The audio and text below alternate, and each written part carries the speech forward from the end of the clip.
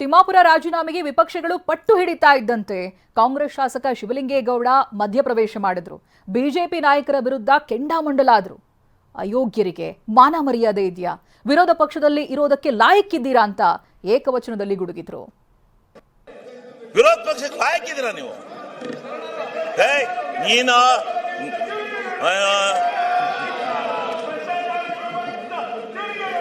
ಕೆಟ್ಟ ಆರ್ಎಸ್ನವರಿಗೆ ಧಿಕ್ಕಾರ.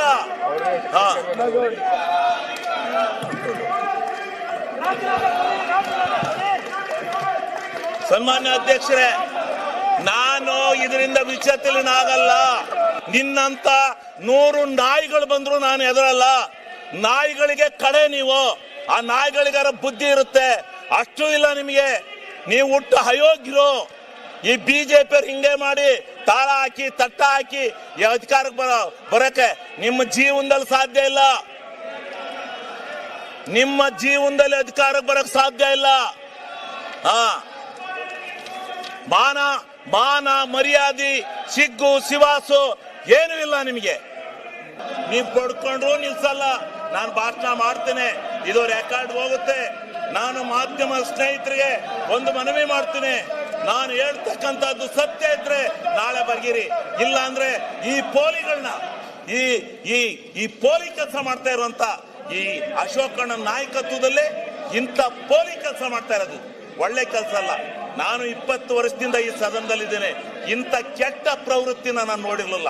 ಯಾರೋ 3 ಜನ, ಒಬ್ಬ RSS ನಾನು ಈ ಮಂಗಳೂರಿನನು, ಇವನು ನಾನು ಮಾತಾಡೋಕೆ ಎದ್ರು ಇದಾಗ್ತಾನೆ. ಇವನೊಬ್ಬ ಈ ತಹಸೀಲ್ದಾರ್ ಚಿಂಚೋಳಿಲಿ ಅವನ ಹೆಂಡತಿ ಬಿಟ್ಕೊಂಡು ದುಡ್ಡು ಹೊಡ್ಕೊಂಡು ಇಲ್ಲಿ ಬರ್ತಾನೆ. ಇವನು ಭ್ರಷ್ಟರಲ್ಲಿ ಭ್ರಷ್ಟ. ಇವನು ಭ್ರಷ್ಟರಲ್ಲಿ ಭ್ರಷ್ಟ. ಇವನು ಸಲಗಾರ, ಇವನು ಭ್ರಷ್ಟ. ಇವನು ಬಂದಿಲ್ಲಿ ಆಟ ಹಾಕಕ್ ಬಂದಿದ್ದಾನೆ. ಇಡೀ ಬಿಜೆಪಿ, ಕಾಂಗ್ರೆಸ್ ಮತ್ತು ಎಲ್ಲಾ ಪಕ್ಷದ ಸದಸ್ಯರುಗಳು, ಗ್ರಾಮ ಪಂಚಾಯತಿ ಸದಸ್ಯರು ನಿಮ್ಮ ಮುಖಕ್ಕೆ ಮಂಗಳಾರತಿ ಅಂತ ಕಾಯ್ತಾವ್ರು. ಹೋಗಿ ಚುನಾವಣೆ ಡಿಕ್ಲೇರ್ ಮಾಡಿ ಗೊತ್ತಾಗುತ್ತೆ. ನೀವ್ ಎಷ್ಟು ಸೀಟ್ ಬರ್ತೀರಾ ಗ್ರಾಮ ಪಂಚಾಯತಿಲಿ ಅಂತ ಗೊತ್ತಾಗತ್ತೆ. ನಿಮ್ಮ ಹಣ ಬರ ಯಾವನ್ ತಪ್ಪು ಮಾಡಿದಾನೆ ಅವನ ಮೇಲೆ ಮಾಡ್ಬೇಕು. ನೀನು ಕೇಳಿಲೆ, ನಿನ್ನ ಹೆಂಡತಿ ತಹಸೀಲ್ದಾರ್ ಬಿಟ್ಕೊಂಡು ಎಷ್ಟೆಷ್ಟು ದುಡ್ಡು ಹೊಡೆದಿದ್ದೀ ಗೊತ್ತಾ? ನಿನ್ನ ಹೆಂಡತಿ ತಹಸೀಲ್ದಾರ್ ಮಾಡ್ಕೊಂಡು ದುಡ್ಡು ಹೊಡೆದಿದ್ದೀಯ ನೀನು. ಅಲ್ಲಿ ನಿನ್ನ ಹೆಂಡತಿಯ ತಹಸೀಲ್ದಾರ್ ಬಿಟ್ಕೊಂಡು ದುಡ್ಡು ಹೊಡೆದಿದ್ದೀಯ ನೀನು ಅಯೋಗ್ಯ. ನೀನು ದುಡ್ಡು ಹೊಡೆದಿದ್ದೀಯ ನೀನು. ಯಾರೇ ಹೇಳ್ಕೊಟ್ಟಾರ? ಅವರು ಅಶೋಕಣ್ಣ ಹೇಳ್ಕೊಟ್ಟಾರ ನಿಮ್ಗೆ? ಕೂತ್ಕೊಳ್ಳ. ನಿಮ್ ನಾಚಿಕೆ, ನಿಮಗೆ ಮಾನ ಮರ್ಯಾದೆ ಇದ್ರೆ ಸರಿ. ನಿಮ್ ಯೋಗ್ಯತೆ ಕೊಟ್ಟು ಬೆಂಕಿ ಹಾಕ. ನಿಮಗೆ ಮಾನ ಮರ್ಯಾದೆ ಐತೆ ನಿಮ್ಗೆ ಅಯೋಗ್ಯರಿಗೆ? ನಿಮ್ಮಂತ ಕೆಟ್ಟ ಜನ ನಾನು ಈ ದೇಶದಲ್ಲಿ ನೋಡಲ್ಲ. ನನ್ನ ಮೇಲೆ ಹಾಕಲೇ. ಶಿವಲಿಂಗೇಗೌಡರ ಆಕ್ರೋಶ ಇಷ್ಟಕ್ಕೆ ತಣ್ಣಗಾಗ್ಲಿಲ್ಲ. ಬಿಜೆಪಿಯವರು ಘೋಷಣೆಯನ್ನ ಕೂಗ್ತಾ ಇದ್ರು. ಅವರಿಗೆ ಕೌಂಟರ್ ಮೇಲೆ ಕೌಂಟರ್ ಕೊಟ್ಟಿದ್ದಾರೆ. ಬನ್ನಿ ನೋಡೋಣ. ಏನು ಇಲ್ಲಿ ಒಂದಷ್ಟು ಜನ RSS ನರಿದ್ದಾರೆ, ಕೂಗ್ತಾರೆ. ಅವ್ರದ್ದು ಅದೇ ಬಂಡವಾಳ, ಕೂಗದೇ ಬಂಡವಾಳ. ಕೂಗದು ಜಿಂದಾಬಾದ್ ಅಂತ ಅದೇ ನಿಮ್ದು RSS. ಇನ್ನೇನೈತೆ? ಸ್ವಲ್ಪ ಗೌರವ, ಆತ್ಮಸಾಕ್ಷಿಯಿಂದ ಇರೋದನ್ನ ಕತ್ಕೊಳ್ಳಿ. ವಿರೋಧ ಪಕ್ಷಕ್ಕೆ ಲಾಯಕ್ಕಿದ್ದೀರಾ ನೀವು? ನೀನು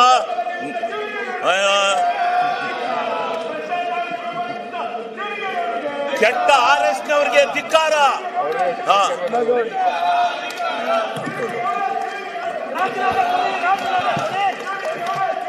ಸನ್ಮಾನ್ಯ ಅಧ್ಯಕ್ಷರೇ, ನಾನು ಇದರಿಂದ ವಿಚಲಿತನಾಗಲ್ಲ. ನಿನ್ನಂತ 100 ನಾಯಿಗಳು ಬಂದ್ರು ನಾನು ಎದುರಲ್ಲ. ನಾಯಿಗಳಿಗೆ ಕಡೆ ನೀವು. ಆ ನಾಯಿಗಳಿಗಾರ ಬುದ್ಧಿ ಇರುತ್ತೆ, ಅಷ್ಟು ಇಲ್ಲ ನಿಮಗೆ. ನೀವು ಹುಟ್ಟು ಅಯೋಗ್ಯರು. ಈ ಬಿಜೆಪಿ ಹಿಂಗೆ ಮಾಡಿ ತಾಳ ಹಾಕಿ ತಟ್ಟ ಹಾಕಿ ಈ ಅಧಿಕಾರಕ್ಕೆ ಬರಕ್ಕೆ ನಿಮ್ಮ ಜೀವನದಲ್ಲಿ ಸಾಧ್ಯ ಇಲ್ಲ. ನಿಮ್ಮ ಜೀವನದಲ್ಲಿ ಅಧಿಕಾರಕ್ಕೆ ಬರಕ್ ಸಾಧ್ಯ ಇಲ್ಲ. ಮಾನ ಮರ್ಯಾದೆ ಸಿಗ್ಗು ಸಿವಾಸು ಏನೂ ಇಲ್ಲ ನಿಮಗೆ. ನಾಯಿಗಳು ಅಂತ ಹೇಳಿದ ಶಿವಲಿಂಗೇಗೌಡರ ವಿರುದ್ಧ ಬಿಜೆಪಿ ಕಿಡಿಕಾರಿದೆ. ಕಡತದಿಂದ ಅವಾಚ್ಯ ಶಬ್ದ ತೆಗೆದುಹಾಕಿ ಅನ್ನೋದಾಗಿ ಪಟ್ಟು ಹಿಡಿದ್ರು. ಇದೇ ವೇಳೆ ಮಾತಿನ ಕಾಳಗನೆ ನಡೆದು ಹೋಗಿದೆ. ಧರಣಿಯಲ್ಲಿದ್ದೀರಿ, ನಾವು ಘೋಷಣೆಗಳನ್ನು ಕೂಗ್ತಾ ಇದ್ದೀರಿ. ನಾವು ಧರಣಿಯಲ್ಲಿರೋದು ಘೋಷಣೆಗಳು ಏನೇ ಕೂಗಿದ್ರು ಕೂಡ ಅದು ರೆಕಾರ್ಡಲ್ಲಿ ಹೋಗಲ್ಲ. ಫಸ್ಟು ನಾವೇನಾದರೂ ಆ ಥರ ಕೆಟ್ಟ ಪದ ಉಪಯೋಗ ಮಾಡಿದ್ರೂ ನಾವು ಇಂಥಗಣಕ್ಕೆ ಕ್ಷಮಾಪಣೆ ಕೇಳೋಕ್ಕೆ ರೆಡಿ ಇದ್ದೀರಿ. ನಾವು ವೈಯಕ್ತಿಕವಾಗಿ ಅವರ ಹೆಂಡತಿ ಬಗ್ಗೆ ಅಥವಾ ಅವ್ರ ಮನೆಯವ್ರ ಬಗ್ಗೆ ನಾವ್ಯಾರು ಮಾತಾಡಿಲ್ಲ, ಯಾವುದು ಮಾತಾಡಿಲ್ಲ. ಪಾರ್ಟಿ ಬಿಟ್ಟು ಪಾರ್ಟಿಗೆ ಹೋಗಿದ್ದೀರಾ ಅಂತ ಹೇಳಿದಿರಿ, ದೇವೇಗೌಡರಿಗೆ ಮೋಸ ಮಾಡಿದ್ದೀರಾ ಅಂತ ಹೇಳಿದಿರಿ. ತಪ್ಪೇನದು? ಅವರು ಹೇಳ್ತಾರೆ ನಮ್ಮನ್ನ ನನ್ನೆ ಮೋಸ ಏನ್ ಮಾಡಿದಾರೆ ಅಂತ ಹೇಳ್ಬೇಕು. ವಿರೋಧ ಪಕ್ಷ ನಾಯಕರು ಅವ್ರು ಏನ್ ಮೋಸ ಮಾಡಿದಾರೆ ಅನ್ನೋದು ಹೇಳ್ಬೇಕು.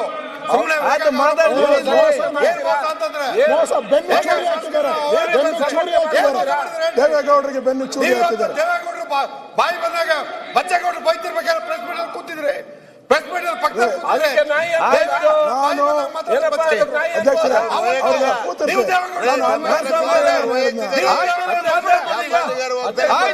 ಇವತ್ತು ನೀವೆಲ್ಲ ಇದ್ದೀರಾ, ನೀವು ಅವ್ರಿಗೆ ದ್ರೋಹ ಬಂದಿರೋದು. ನೀವೆಲ್ಲ ಎಲ್ಲ ಇದ್ದೀರಾ. ದೇವೇಗೌಡರು ಬಹಳ ಕೆಟ್ಟಾಗಿ ಮಾತಾಡ್ತಾ ಇದ್ದಾರೆ.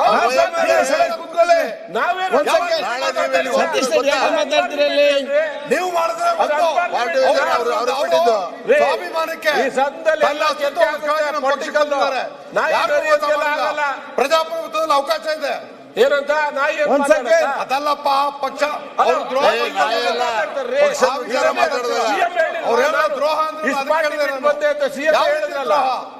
ಅವರು ತಮ್ಮ ಸ್ವಾಭಿಮಾನಕ್ಕೆ ಧಕ್ಕೆ ಆದಾಗ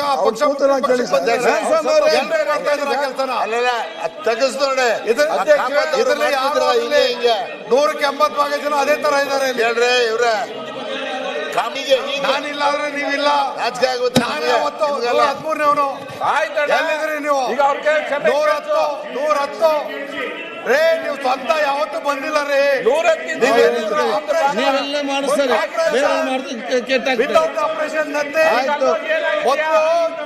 ಜನರ ಪ್ರೀತಿ ಕಟ್ಟಲ್ಲಿ ಈ ರೀತಿ ಆದ್ರೆ ನಡೀಲಿ. ಅಲ್ಲಿ ಸೀಟ್ ಸಿಗುತ್ತೆ, ಇಲ್ಲಿ ಸೀಟ್ ಸಿಗಲ್ಲ. ಇದೇ ರೀತಿ ಆದ್ರೆ ಮತ್ತೆ ಇವರು ಬೇರೆ ರೀತಿ ಯಾಕೆ ಮಾತಾಡ್ತಾರೆ? ಮಾತಾಡ್ತಾರೆ ದಲಿತರಿಲ್ಲ, ಅವ್ರ ಹತ್ರ ಮಾತಾಡಬೇಡಿ. ಅಧ್ಯಕ್ಷ ನೀವು ದಯವಿಟ್ಟು ಈ ವಿರೋಧ ಪಕ್ಷ ನಾಯಕರು ಮಾತಾಡೋದು ಹೊಡಿತಾ ಇದೆ ಕೇಳಿ. ನಂದು ಸ್ವಾಮಿ ಅವರೇ, ಷಡಕ್ಷರೇ, ರೂಪ ಕಳ್ಳ ಯಾರು ಅಂತ ಹೇಳಿ,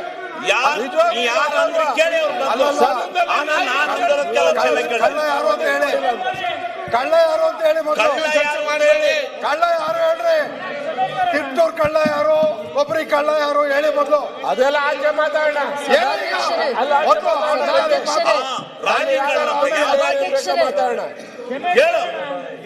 ಸಭಾಧ್ಯಕ್ಷರೇ,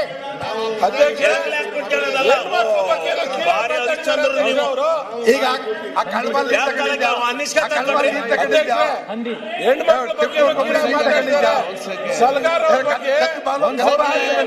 ತಪ್ಪಿದೆ. ಈಗಾಗಲೇ ಈಗ ಸದನವನ್ನು 10 ನಿಮಿಷ ಮುಂದೂಡ್ತೇನೆ.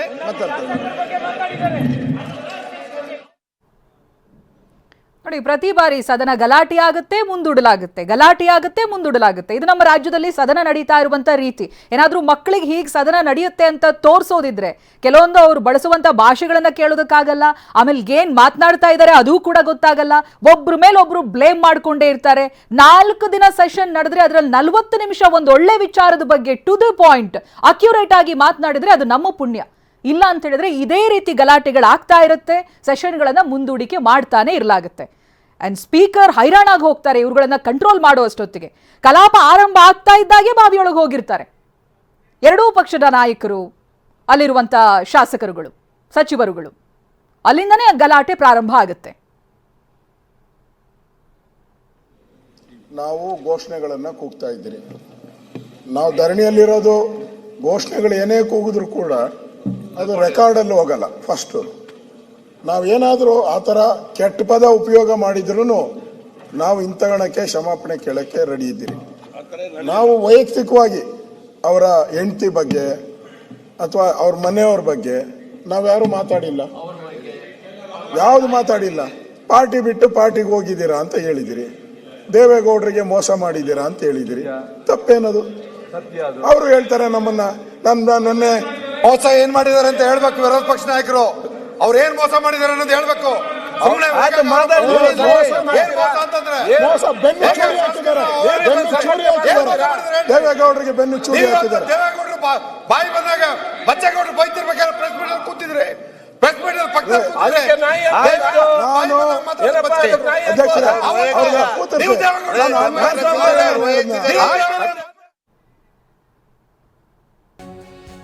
ಜಗಳ ಆದಾಗೆಲ್ಲ ಇತಿಹಾಸ ತೆಗಿತಾರೆ.